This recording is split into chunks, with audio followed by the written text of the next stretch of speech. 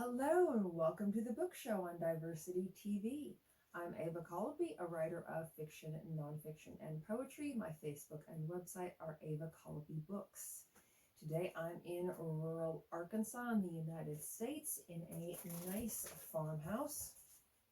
And I'm actually going to talk about one of my books today, which is called 8 Days a Week, the story of a working man. It is about my character, Sean Flanagan. Now, I like to say that I was inspired to write this story after a few years of experience working as a landscape laborer and taking in the stories of the working class men around me. My eldest sister prefers to say, "Oh, come on, you wrote about our family." I was inspired by a mixture of sources, we'll just say. How I got into writing a novel in the first place is a bit of a long story. But in my early 20s, I went to a lot of different writing workshops, and it really helped me with my work. I found them very helpful. I appreciated constructive criticism. I found it made me better in what I was doing.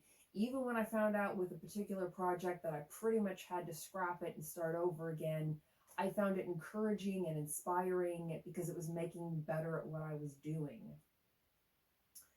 Then eventually I went to this one writing workshop. It was the most expensive one I paid for it yet, and it was at a very well-known place on the Portland, Oregon scene.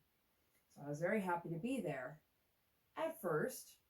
But in my view, the workshop leader really was profoundly negative to everyone in there. And I think that came from her own insecurities. So anytime someone tried to stretch themselves and do something, there'd be criticism, and people would be discouraged and back down from their ideas. So eventually I complained about the way that this workshop was being done, and I wanted to know if the other people in the workshop felt the same way. I strongly suspected that most of them did.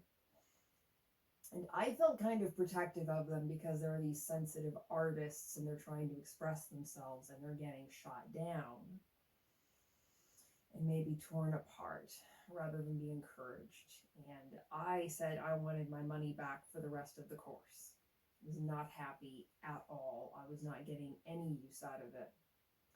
So that turned into a bit of a dispute where the workshop leader herself, this middle-class, middle-aged woman with a college degree, and I still didn't have a college degree at the time, she refused to have anything to do with me.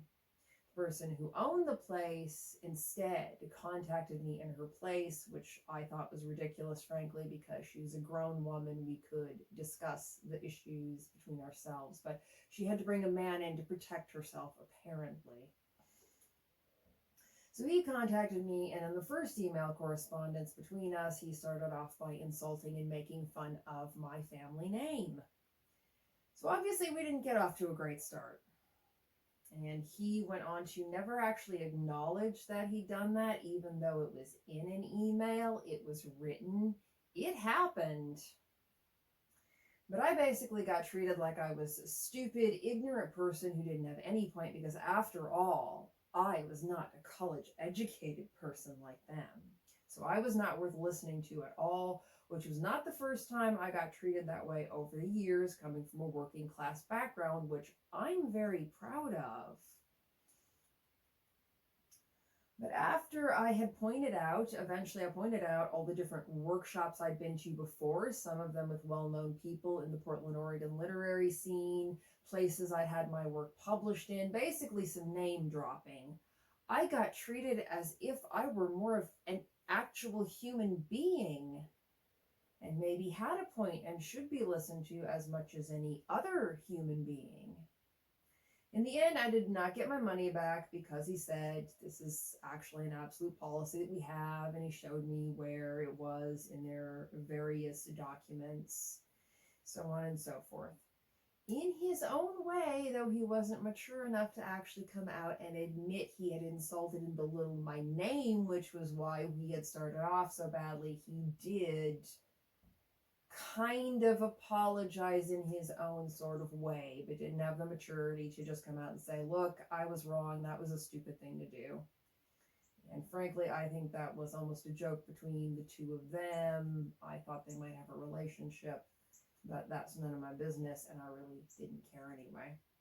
So after that whole experience, I was infuriated, especially because I am all about encouraging other people to achieve their full potential. So I went off, and at 25, with no education, I decided, yeah, well, you know what? I am a real writer, and I can do what I want. And I went out and I wrote 3 novels that year. Now, the last one of which never quite worked as a novel. It just didn't. So I eventually broke it up into pieces that are short stories, and those short stories are in my short story collection. One of the main characters on that is Bridget. One was about my character Darian. I love Darian. Now, that character had been in my head since I was 12. He walked into my head one day, smirking and smiling, and I spent years trying to figure him out. So I finally got him out of my head, wrote his story, and it never seemed quite finished, so I had to add some parts to it later. And it went from the scenery of North America to live boldly, fear nothing, because he eventually does some traveling outside of North America as well. But the one in the middle, and the one that was more finished the first time, was the one with Sean Flanagan's story. And it was in just under 3 weeks that I wrote it. And that wasn't even writing every single day. It was almost every single day. And the first draft just came out like that. And it was just over 72,000 words before editing. And it's under that now. After that, I was, of course, wrapping everything from my hand and wrist here up to my shoulder in ice, because this was all swollen after just writing and writing and writing for so many hours every single day. But the story just came out in that way. There's another long part of the story where I'm not going to get into the details right now, but I did eventually go to Ireland while I was in Europe. I got my bachelor's degree, my master's degree, and other qualifications, and I eventually worked as an English language teacher, and I was all about encouraging my students, not just in their language learning, but in all of their other endeavors as well. They'd taken quite a chance coming from places like Brazil or Mongolia to go to Europe and try to learn this #1 business language of the world and better themselves. And I was all about encouraging them to achieve their full potential. One of my absolute proudest moments, actually, as a teacher and in general, was when I had this one student, one class from Russia, who was also a Muslim. And I taught other Russians, but they weren't Muslims. So she was a nice young woman, and we had this great aside one day where the other students couldn't understand because they're from places like Brazil and Mexico and Chile. But we had this little aside where we're talking about the propaganda that Russia and the United States say about people from the other country. And we're laughing it off because we know that it doesn't apply to us. She's very trustworthy and I'm not stupid. We have this a little aside where we're laughing to each other about the propaganda from our countries about people from the other country. And we had that kind of rapport where I was encouraging her and she could open up to me like that and know that I wouldn't be negative towards her because she's telling me about this propaganda from her country about people from my country. And she felt safe in my class to share things like that. Having her in the class, I could stretch myself, and I had to stretch myself to be more encouraging and accepting, because for me as a teacher, you are my student if you are in my class. And it doesn't matter which country you came from or your exact beliefs. I am there to help you achieve your full potential. Not just to do the course curriculum work, but to really encourage you.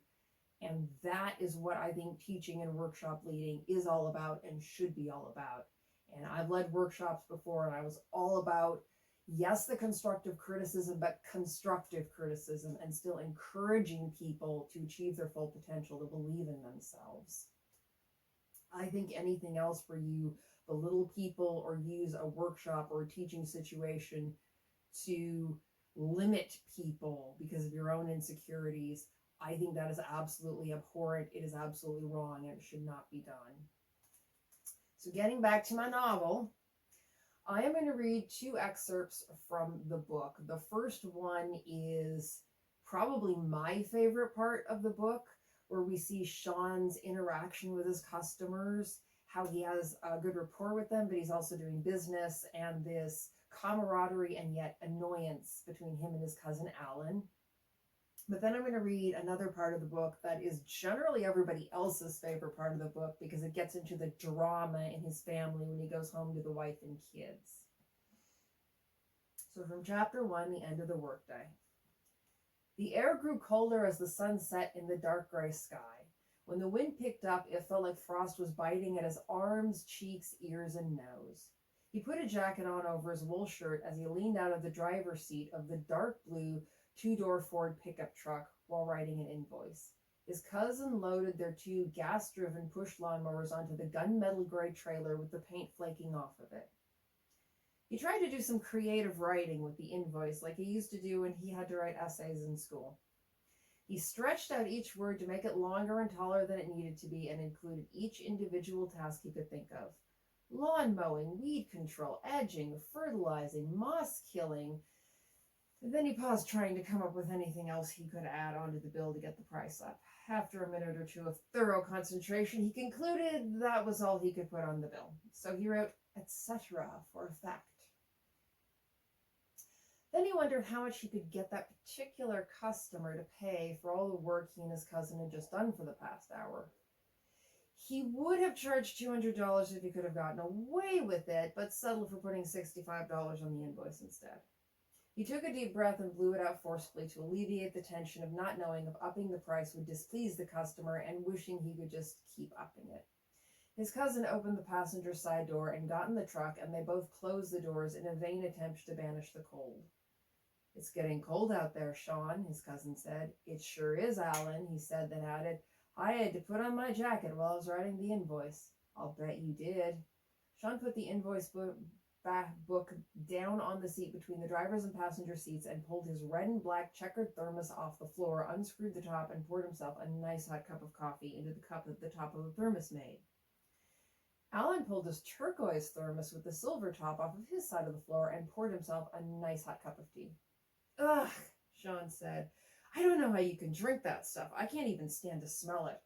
"What, tea? I thought you liked tea." "I like black tea, not Earl Grey tea. It has that disgusting, almost floral scent and flavor. It just grosses me out." "Oh, really?" Sean said with a smile that suggested a mixture of amusement and irritation. Alan took a big sip of tea, then exhaled dramatically to spread the scent around the cabin of the truck. "Ugh, that's disgusting," Sean said, half joking. "I'm going to have to deliver this invoice right away. Just get away from that awful smell," he said with a smile. Alan smiled back. Sean put his thermos cup full of coffee down on the dashboard, picked the invoice book up, and tore out the white page to show the customer, leaving himself the yellow page as his receipt and the blank pink page between the written invoices. He opened the door and got out of the truck, instantly regretting not having zipped up his jacket first. He jerked the zipper up to his neck and took a knit hat out of his left jacket pocket and put it on his balding head. He walked up to the front walkway with a slouching posture to the customer's front door, rang the doorbell, and stood upright and put a smile on as he heard the front doorknob turning. A woman of about 55, who was a little overweight, answered the door. "Hello, Miss Barrington," he said. "Mrs. Barrington, Sean," she said tersely. "Or Ms. Barrington, now that Joe's gone and passed away last year," she said reluctantly. "Oh, no, you've got to start going by Miss again, so you can start dating those young 35-year-old boys," Sean said with an even tone of voice but a big wide grin. "Oh, Sean Flanagan," Miss Barrington said, throwing her hands up at him as if to say he was hopeless, but at the same time smiling warmly at him. He handed her the invoice. "Listen," he began a little hesitantly. "I did a few extra things on your lawn today because I saw the moss was trying to take over again." "Oh, was it? I thought we killed it last year." "Yes, we did," he said, not knowing why she thought we was appropriate when only he and Alan had done the work on the lawn. "But you see, in Portland, the soil is too acidic for the kind of grass we have growing in lawns, so you have to treat it every year, usually 2 or more times per year, in order to make the ground more alkalinic, so the lawn can grow in West Oregon's clay soil." "Oh, really?" she said, apparently not remembering that he told her this every year for the past 11 years. Yeah, that's the way it goes," he said. She put on her glasses and strained to read his sloppy cursive handwriting on the invoice. He continued to smile, but was a little nervous about raising the price on the new bill. But he had to. $65 was almost not enough money for the time and gas money to drive to her house, The gas money to run the 2 mowers and power edger, the time and energy to spread out the ground limestone, use weed killer on the lovely yellow dandelions, and the fact that he had to split the money 60-40 with Alan. Lawn maintenance wasn't work for profit. It was work to stay on a customer's property in order to get bigger, better jobs like trimming long rows of hedges or replacing fences. He could see her struggling to read his handwriting, then giving up because she really didn't want to spend the time on it. Oh, why don't you come in a minute and warm up while I go get my checkbook? Thank you, he said sincerely. Let me go ahead and close your front door for a minute so we don't let all the heat out of the house. Thanks for being so considerate, she said as she walked off down the hallway to get her checkbook. And this is partway into the second chapter. He avoided her as long as possible, then decided to face whatever was going to come from her. He sat down and she immediately said, "Do you have any money?" "No, I didn't get to check cashing today." "You didn't get to it?" "Yeah, sure. And what exactly were you doing that was so important you didn't get to it?" Sadie said with a decisive look in her eyes that said she thought he was making his covert true intentions covered up. "Why do you always come home so late? You say it's not a plan, but it must be, because you always come home at about the same time." "What is that?" she said, looking at something Becca was about to put away in one of the cupboards that was missing a front door. "That's not Vitamax." They were out of my Vitamax. This is the same thing." "It is not the same thing, Sean. I did research on the different vitamins, and As Sadie continued, Becca quietly walked across the room to stand behind her mother. Then she soundlessly mouthed blah, blah, blah, blah, blah, before pretending to choke herself.